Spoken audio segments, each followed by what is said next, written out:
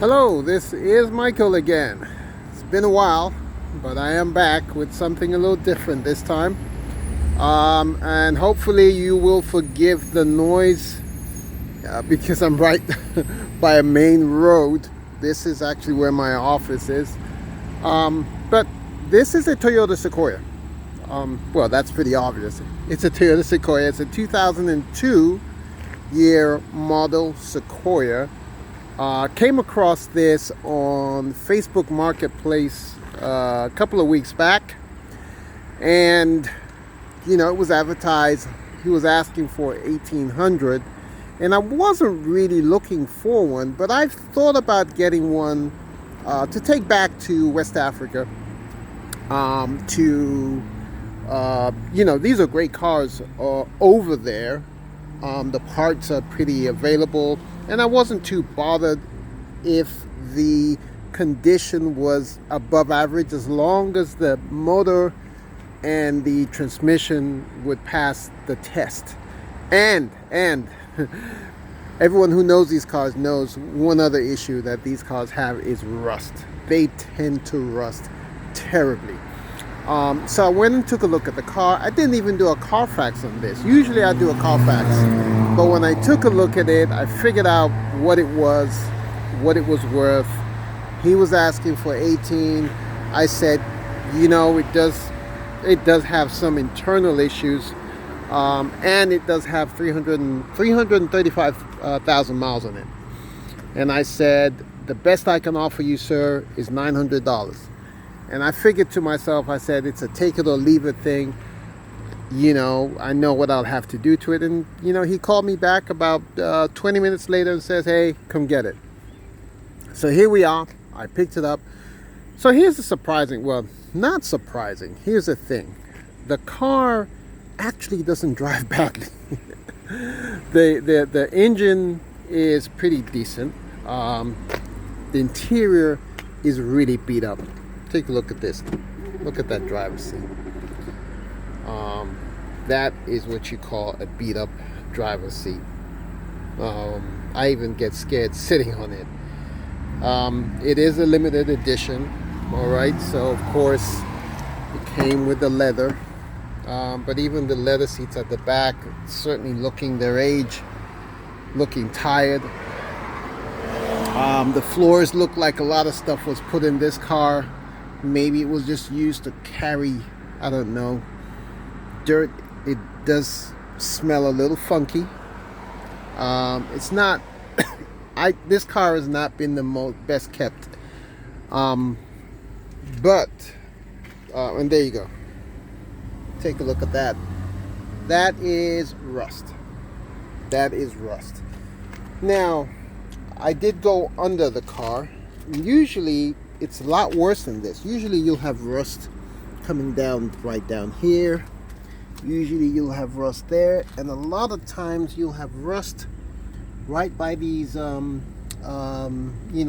these standing whatchamacallit, and they tend to then start to sag. This one isn't sagging, so if there is rust, it's not that bad. I did take a look under the car. Usually the wheel wells here, you'll see some rust. You can see it's not terrible. There is some surface rust, I'll say that much, but it's not the type that, let me take a look here. As you can see, the spare tire, where the toe thing is, there's a lot of surface rust. I used something to bang on it, and there was no rust going through. Now if you look at that, the axle, again, a lot of surface rust, but when I took something to bang on it, it wasn't going through. Maybe we can see some stuff over here. Alright, it is getting dark, guys, so we can't see that much. So my fears, again, I'm taking a chance. Is there some rust? Yes, there will always be rust on the cars, these Sequoias this age. But what you want to think about is how bad is it. All right, here we go. Let's open up the engine and let's take a look here. With the lever, you can see the Toyota badge is off. That should be pretty easy enough to put on. Engine bay, surprisingly, nice and fairly clean. I don't see any oil leaks as such. By the way, I have opened it up. I've opened up the radiator.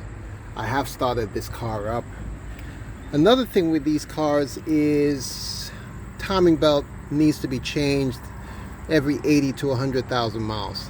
I do not know when these belts were changed. I'm guessing it's been a while, if any. If you notice here, this looks like a newish radiator. It looks pretty decent too.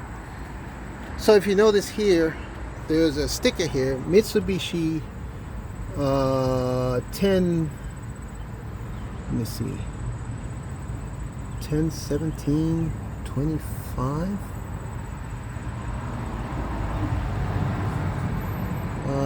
No, sorry, 101725. So it's got 300 something thousand miles, and the last timing belt that's recorded here was 101,725,000 miles. I'm willing to bet they've never changed it since then. So if I'm driving this car, I might be living on borrowed time.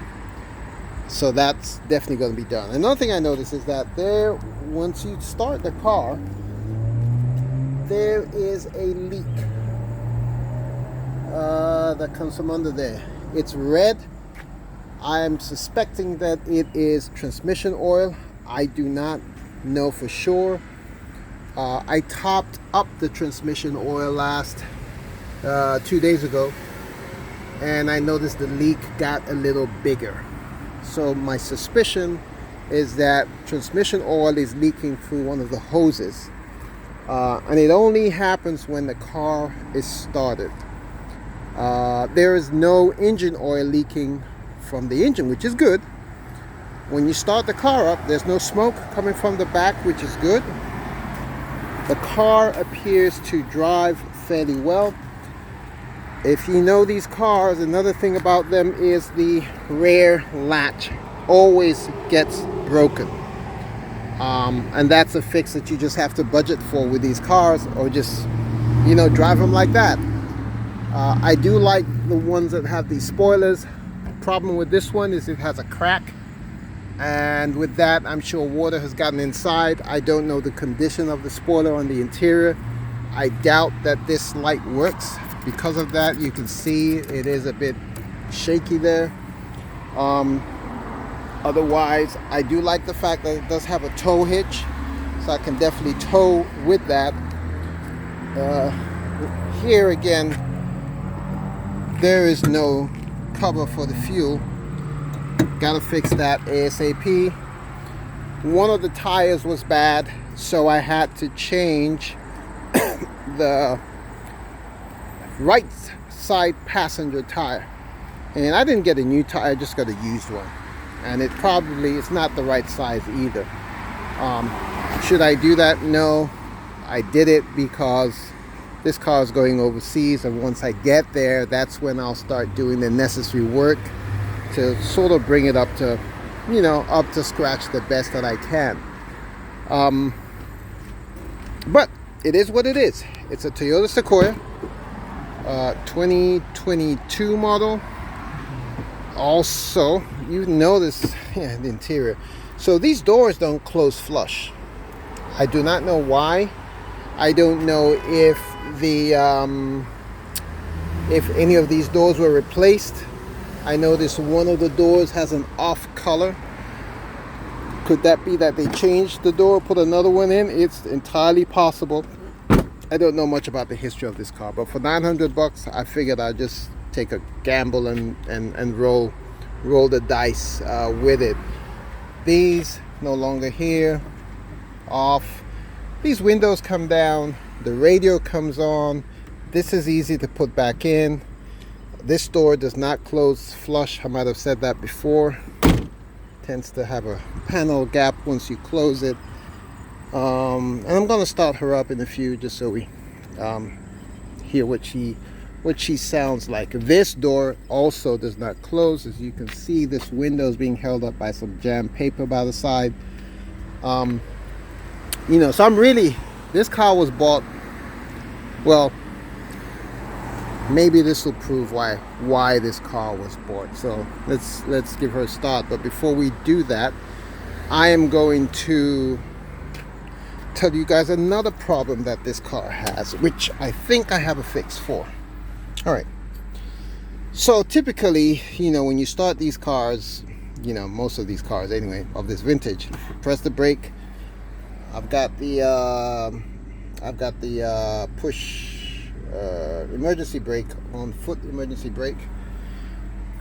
This should be in park position.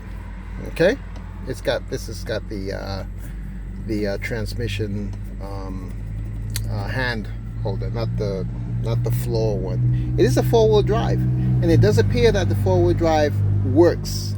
So hooray! All right, I'm putting the key in. I'm turning the key, and once I've turned it, do you notice something? It's in reverse. Okay, and it's in reverse because this car will not go into park. It's not stuck in reverse, but for some reason it won't go into park. And when I got the car, a couple of times it just wouldn't start. In fact, for 2 or 3 days, I had a period where it wouldn't start. I was wiggling with the gear shift lever, and I did some research, and I figured out that there is a mechanism that handles this lever, and it is broken. Not entirely broken, but broken enough where it won't go totally into park. And at times the car won't start because it thinks it's in another gear, and for security reasons it won't start. And so I would have to wiggle it back and forth. See, now it's in neutral. All right, and if it's in neutral, it is going to start. So let's give this a shot and see what happens. I do love to hear these motors start. They just sound beautiful. Okay, well, something's happening. Let's give it a shot. Woo! Listen to that V8. Started right up. Alright. Fan belt. You can hear that. But apart from that, seriously, this motor is just ticking over. It is just ticking over. No knocking noises. No, that's just a fan belt. I'm not bothered about that. But I love the sound of these iForce V8 4.7s. They are just one of the best V8 engines ever made, and they're using different versions of Toyota's V8s till date. I think the GX460 uses a version of this, as does the Lexus LX570 and the Tundra as well. But yeah, these are just excellent engines. And yes, I have driven it. The transmission is as smooth as butter, and that's why I took the chance on this car, because it just drives excellent. You notice that oil is beginning to seep just a little, and it is red oil. Like I said, I suspect two things: power steering or transmission oil. It's not mixing with, it's not a case where it's mixing with transmission oil. I don't see that. However, I'm going to investigate the heck out of this car. Not here, because it's getting on a boat in the next 2-3 weeks and going overseas. And it should prove its worth in West Africa. I also have a 4Runner over there, an older 4Runner, 05 4Runner, which is, I bought that one over there. And those cars, it's a V6, and those cars are just excellent. So this will be another one there. Who knows, I might get a good offer and either, you know, sell this. If I get a good enough offer, and I tell you, they do love them over there. Tell you what they use them for. A lot of the companies that funeral companies, they take out the back seats and they use them as you know, funeral cars, and they work excellently. Actually, I had one of these about maybe 5 years ago, which I bought in West Africa, and now it's used as and that car had rusted terribly. It had a better body than this one. It had a better interior. It was a cloth interior, but the rust on it was just not terrible, and so they had to do a lot of work on it to get it, you know, in shape. But anyway, so, and as you can see, this driver's side window doesn't work. Passenger window works. This back window works, and that back window works.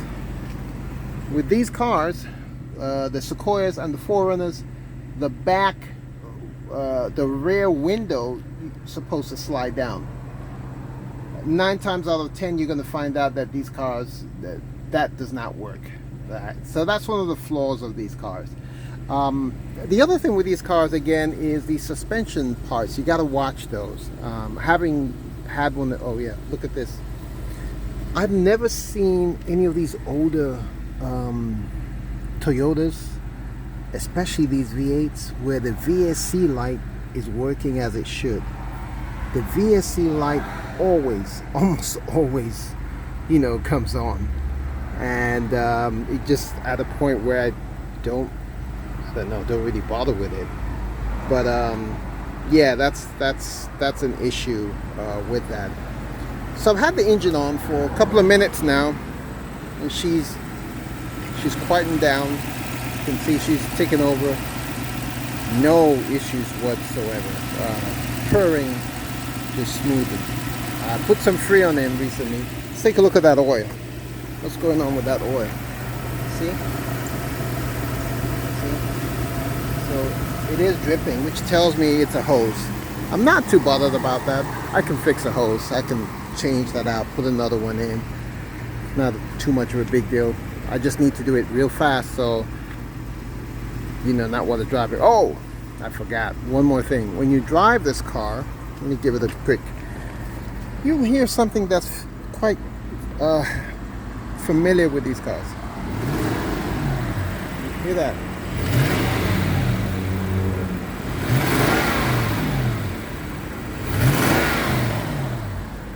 It's a little raspy sound, and my research on these cars is that at a certain age, there tends to be a crack in the exhaust manifolds, and it sounds as if you've got an exhaust leak.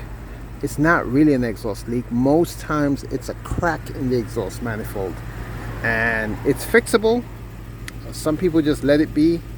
I don't like to hear it like that. I really like to hear the V8 in its full roar, and so it's possible, very likely, that I'll be getting that fixed. I don't know, maybe welded or changed. I don't know. Let's put the air on and see what's happening. Last week the air wasn't working because there was no Freon, so I went ahead, I got a can of Freon, and bada bing. You can see the compressor came right on, and it wasn't cooling for a while, but I took it for a drive, a 2-3 mile drive, you know, and I really got it going. And well, you can see the fans on now, compressor's on, it's running the way it should, no worries. Another thing with this car is the horn does not work, so that's another thing that needs to be fixed, the horn. Oh yeah, definitely got some cold air. Okay, radio works. The only thing is that the antenna, I think that's one of those automatic antennas, does not go up or down. So, you know, hey, one of those things. Oh, surprisingly, guess what? sunroof goes back and forth. No issues whatsoever. It's one of those automatic ones too. But yeah, I like that. I do like to have a sunroof. I did use the sunroof a few days ago when it was really hot, and that was nice and cool. These cars come with, I guess, some kind of a compass or something. So when this power steering is pretty good. When these cars came out, the limiteds were top of the line. Top of the line. All right, I'm not driving this today, mostly because I don't have that much gas in it. With the cost of gas these days, I put $20 of gas and it drank it, literally. Again, another one of the Achilles heels of this car. They are thirsty. Okay, but you can see how she's running now. Excellent. Excellent. Excellent. I hate seeing that oil leak. Alright, that's it. Toyota Sequoia. Bought for $900. Does it need work? Interior, yes. This is not, I hate calling these cars beaters because that's not what they are. They are quality automobiles. But in this case, because of all of this, the interior, the door, this doesn't work either, this handle's off. These can all be fixed. It's not as much of a big deal as it appears. And you can actually put in West Africa, what they do, they manufacture leather seat, and it's not just putting the seat covers on. You take it to the place, they'll keep it for like 2-3 days, and by the time you're done, they've manufactured the exact leather and they've installed it on the car, and it looks like it's brand new, and they do a fantastic job. And so that's probably what we're going to be doing here. This one has the old DVD, the Magnavox. You know, shows you how old the car is, right? All right. Okay, I think I've talked enough. That's it. $900 Sequoia. Bye, guys. Take care.